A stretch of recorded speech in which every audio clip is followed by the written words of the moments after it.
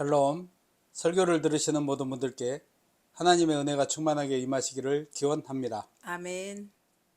두 번째 성경 통독 프로젝트 이사야서입니다. 성경 통독을 돕기 위한 프로젝트 설교이니 설교를 들으시고 성경을 통독하는 은혜가 있기를 기대합니다. 아멘. 목차를 보겠습니다. 구성은 전과 같습니다. 화면을 참고하시기 바랍니다. 성경의 파노라마.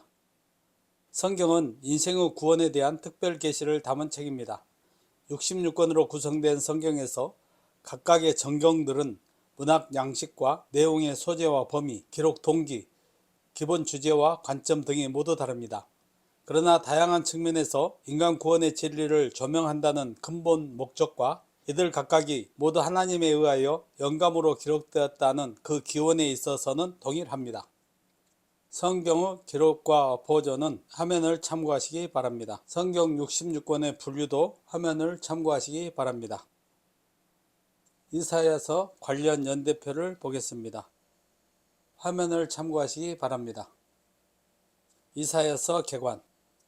책의 제목 이사야는 히브리어 원어 에샤의야인데 구원이란 의미의 에샤우와 여호와를 가리키는 야흐의 복합어로서 여호와는 구원이시다란 의미가 있습니다. 이사야의 저자는 BC 8세기에서 7세기 사이에 남유다에서 활동한 아모스의 아들 이사야입니다. 아모스는 유다 제9대 왕 아마샤의 형제이거나 아들로 추정됩니다. 기록 연대는 우시아의 제2말년인 BC 740년경부터 이사야가 순교한 것으로 전해지는 BC 680년경 사이입니다. 수신자는 이사야 당시 종교적 도덕적으로 타락한 것은 물론 아수르 세력 팽창으로 전란의 위기에 처하였던 BC 8세기 전후의 구약 선민 이스라엘 백성을 1차 수신자로 합니다. 이사야의 주제는 하나님의 선민과 그 선민 중의 남은 자를 중심으로 전개될 심판과 구원에 대한 경고입니다. 그리고 하나님의 약속 및 종말론적 구원의 궁극적 도래에 대한 다중교차 예언입니다. 이사야 체크포인트. 선지서 총 17권은 제각각 시대적 배경, 예언의 1차적 대상과 주요 내용, 시대 배경과 주요 사건에 대한 시각 내지 접근 방법, 신학적, 영성적 강조점, 표현 기법과 내용 전개 구조상의 세부 특징 등은 매우 다양합니다.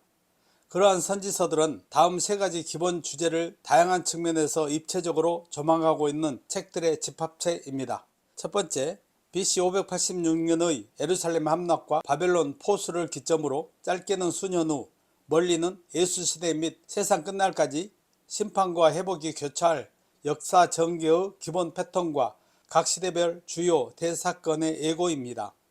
둘째는 끝없이 범죄하는 선민과 세상을 향한 질책과 심판의 경고를 동반한 국가와 개인 차원의 회개 촉구 및 선민의 회복을 통한 구원 역사의 연속성에 대한 설명과 선포, 그리고 이에 근거한 약속과 위로입니다.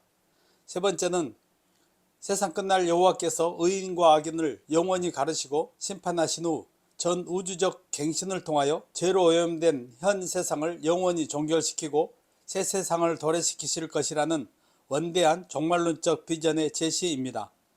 이상과 같은 예언서 공유의 기본 주제를 이사야서는 그 어떤 예언서들보다도 가장 포괄적이고도 광범위하게 망라하고 있습니다. 특히 메시아로 이 땅에 오사 평화와 공의의 왕이 되실 예수 그리스도의 사역에 관한 한 가장 많은 분량의 직접적 예언을 담고 있습니다. 이사야서를 통독함에 있어서 다음 몇 가지 사항은 필히 사전에 확인되고 또 읽는 과정 전반에서 계속 유념해야 합니다. 첫 번째 사항으로 이사야서는 각 예언이 전달된 차례나 또는 각 예언들에 담겨있는 사건들이 연대순으로 기록된 것이 아니라는 것입니다. 이사야서는 일단 총 66장의 내용을 8개의 중간 단락으로 나누었습니다. 그중 중간 삽입 단락인 제36에서 39장 사이의 제5단락을 제외한 나머지 7개의 단락들 안에는 제각각 3가지 기본 요소들이 모두 다 골고루 포함되도록 구성하였습니다. 한 가지는 선민의 타락과 범죄에 대한 책망과 역사적 징계의 경고, 다른 한 가지는 하나님의 은혜에 의하여 남은 자들을 통해 이루어질 선민의 회복에 대한 약속과 위로, 그리고 마지막 한 가지는 세상 끝날 마침내 궁극적으로 완성될 선민과 세상 만민의 구원과 심판의 최종적 실현에 대한 종말론적 비전 등입니다. 동시에 모든 역사가 인간의 타락에 대응되는 심판보다는 하나님의 무조건적 은혜에 의하여 마침내는 영원한 종말론적 구원으로 규결된다는 사실을 거듭 입증하는 구조로 되어 있습니다. 두 번째 사항으로 이사야서는 물론 여타 예언서의 모든 주요 예언들, 특히 메시아 및 종말론 관련 예언들은 하나의 예언 안에 여러 시대의 사건들이 오묘하게 함께 녹아들어 제시되고 있는 경우가 많습니다. 즉 구약의 주요 예언들은 구약 예언의 독특한 특징 중의 하나인 예언의 복합성을 내재하고 있습니다. 또한 구약의 대부분의 예언들은 각 사건의 세부 사항까지 일일이 제시하고 있지 않습니다. 물론 시간과 상황을 초월하여 특정 사건이 미리 예고되고 훗날 분명히 성취되는 일이나 신앙의 확증으로서의 역할은 높이 평가되어야 합니다. 그러나 각 예언의 세부 구절들의 진정한 의미가 무엇인지는 역사상의 실제 사건들과 구체적으로 연결시킬 때 구약 예언서 특유의 복합성과 한계 또한 명료하게 인식하고 있어야 합니다. 세 번째 사항으로 이사야서는 장차 일어날 사건들 자체에 대한 예고보다는 이에 대비하는 선민의 바람직한 자세를 촉구하는 데 우선적 관심을 쏟고 있습니다. 그리고 보다 궁극적으로는 여호와의 구원이 필히 그리고 영원히 실현될 것을 확신시키는 데 근본 목적과 강조점을 두고 있습니다. 그런 점에서 이사야서 예언들은 거듭하여 소위 이스라엘의 남은 자에 초점이 모아지고 있습니다. 남북 이스라엘 사회 전반이 타락하여 마침내 한 국가로서는 패망할 것이지만 하나님께서는 분명 그 남은 자를 뿌리로 삼아 이스라엘 민족을 회복시키시고 구원의 역사를 이어가실 것이라는 희망의 메시지도 함께 선포되고 있습니다. 이사야서가 그토록 거듭하여 외치는 모든 경고와 약속들은 바로 이 남은 자들을 미리 각성시키고 그 어떤 상황에서도 여호와의 구원에 대한 확신을 잃지 않고 선민의 바른 자세를 견지하도록 격려하기 위하여 선포되고 기록된 말씀입니다. 이사야서 내용 분해. 총 17권의 예언서 중에서 전체 분량으로는 에레미야서 다음 두 번째이며 장의 수로는 66장으로 가장 많은 책인 이사야서는 비교적 단순한 구조로 되어 있습니다. 이사야서는 일종의 삽입단락격인 제36장에서 39장 사이의 제2부를 전후로 총 3부 8단락으로 구성되어 있습니다. 제1부 또는 전반부는 제1장에서 35장으로 그 사이에는 4개의 중간 단락이, 그리고 제3부 또는 후반부 제40장에서 66장 사이에는 3개의 중간 단락이 배치되어 있으며 제36장에서 39장은 1개의 독립 중간 단락을 이루고 있습니다. 제1부 1장에서 35장은 중간 4단락으로 구성되었는데 1장에서 12장은 여호와를 배반한 유다를 향한 심판과 회복 약속, 13장에서 23장은 유다와 열방에 대한 심판 경고, 24장에서 27장은 최후 심판과 메시아 왕국의 승리, 28장에서 35장은 선민과 열방의 화와 복의 노래가 기록되어 있습니다. 제1부는 36장에서 39장으로 BC 701년 아수르 유다 침공 사건 전후에 발생한 남유다 제13대 왕 히스기야 시대의 3대 역사적 사건을 소개하고 있습니다. 36장에서 37장 아수르로부터 구원 예언의 성취 사건을 보도하여서 제1부에 수록된 예언들 중에서의 대표적 성취 사례를 제시하고 있습니다. 38장은 히스기야의 생명 연장이라는 큰 기적을 통하여 선민에게 베풀어지는 은혜의 사례를 보여줍니다. 그리고 39장은 바벨론 사절의 문병과 히스기야의 실수가 기록되어 있습니다. 제3부 40장에서 66장은 중간 3단락으로 바벨론 포수 시대와 포로 귀환 시대를 예언의 배경으로 하고 있습니다. 40장에서 48장은 바벨론 포로 귀환 예언, 49장에서 57장은 하나님의 택한 백성의 종말론적 구속 약속, 58장에서 66장은 신앙 회복을 통한 선민의 복된 미래가 기록되어 있습니다. 징검다리 설교. 제목 메시아 그리스도 칭호. 본문 이사야 9장 6절.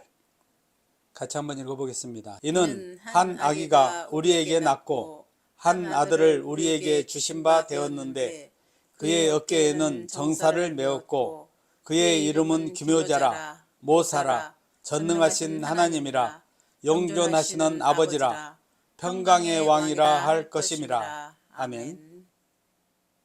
본문의 맥락.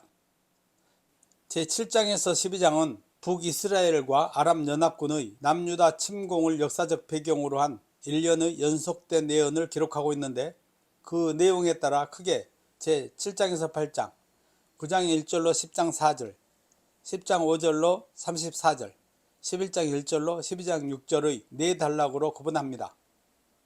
이 중 먼저 7장에서 8장 단락은 북이스라엘과 아랍연합군의 침공 앞에서 여호와 하나님을 신뢰하지 못하고 아수르를 의지한 유다에 대한 심판 경고를 보도하고 있습니다.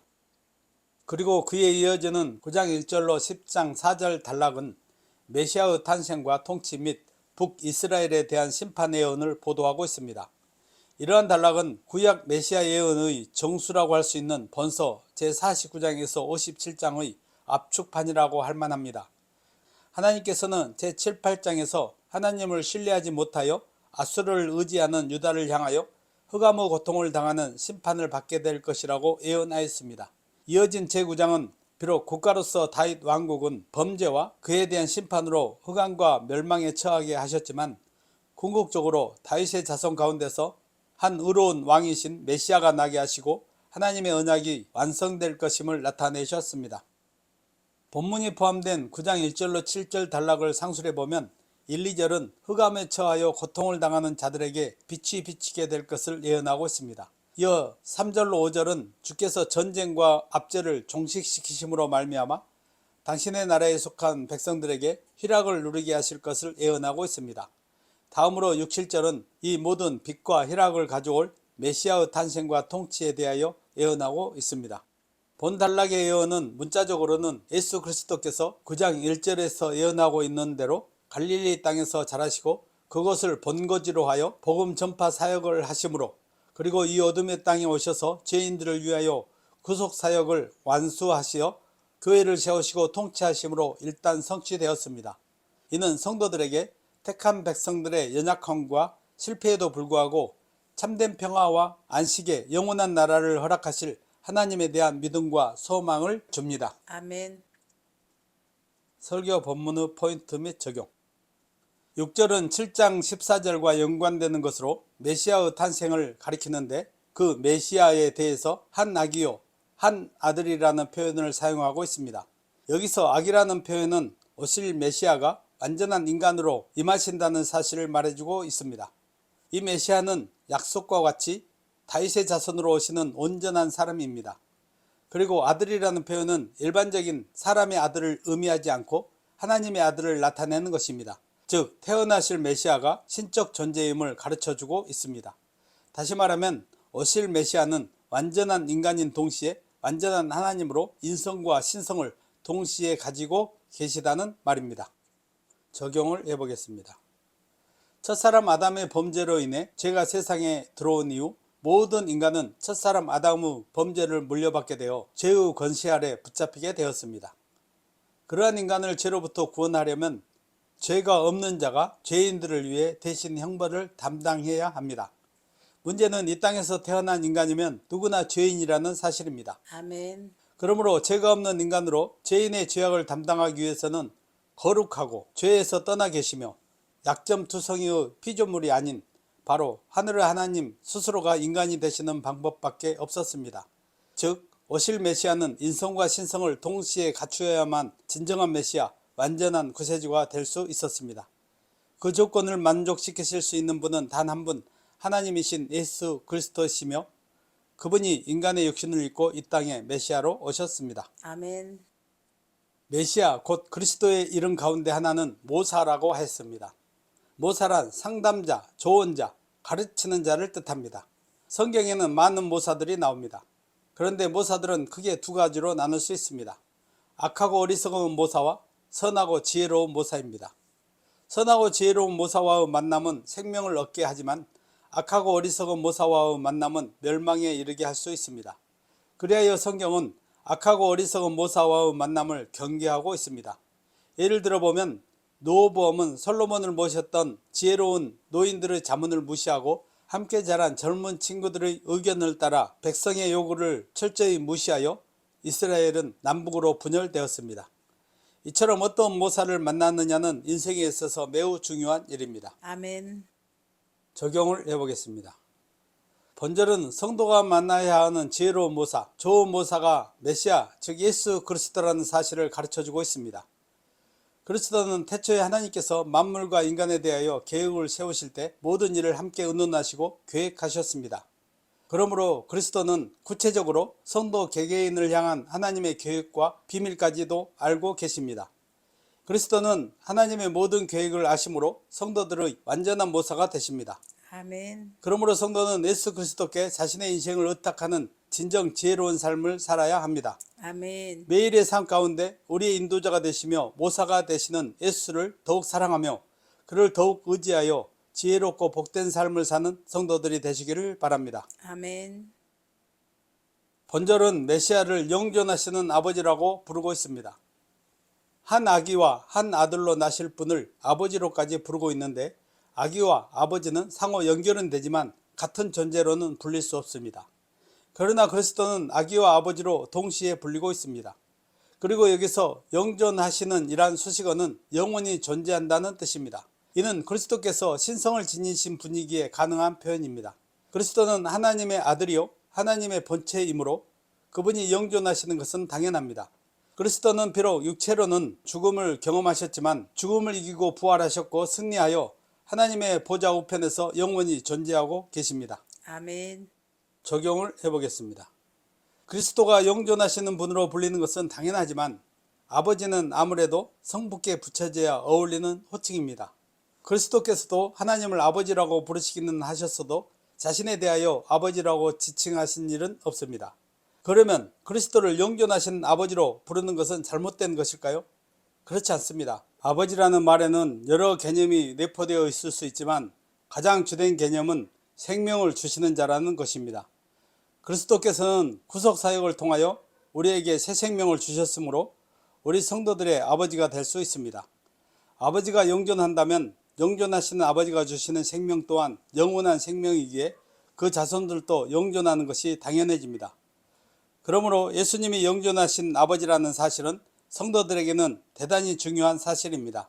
영존하신 아버지이신 그리스도가 주신 생명은 영원한 생명이므로 우리는 비록 육체적으로는 죽으나 영혼은 영원히 살게 됩니다. 아멘. 또한 장차 주님께서 다시 오실 때 육신도 부활하여 영원히 사는 영원한 생명을 받았습니다. 아멘. 그리스도께서 평강의 왕으로 불릴 것이라고 기록하고 있습니다. 그리스도는 평강의 왕으로서 사람들에게 평강을 주시기 위해 오실 분이었습니다. 그래서 그리스도께서 베들레헴 구유에서 나셨을 때 천사들은 지극히 높은 곳에서는 하나님께 영광이요 땅에서는 하나님이 기뻐하신 사람들 중에 평화로다 라고 찬양하였습니다. 아멘. 또 그리스도께서도 평안을 너희에게 끼치노니 곧 나의 평안을 너희에게 주노라고 말씀하셨습니다. 이러한 사실은 그리스도께서 평강의 왕이신 것을 분명히 나타내는 것입니다. 적용을 해보겠습니다. 그리스도를 평강의 왕이라고 할 때 흔히 오해하는 것은 그리스도께서 세상과 사람들에게 단지 육신적인 평강을 주시기 위해 오신 것으로 생각하는 것입니다. 그러나 그리스도는 세상이나 사람들에게 단지 육신적인 평강을 주시기 위해 오신 분이 아닙니다.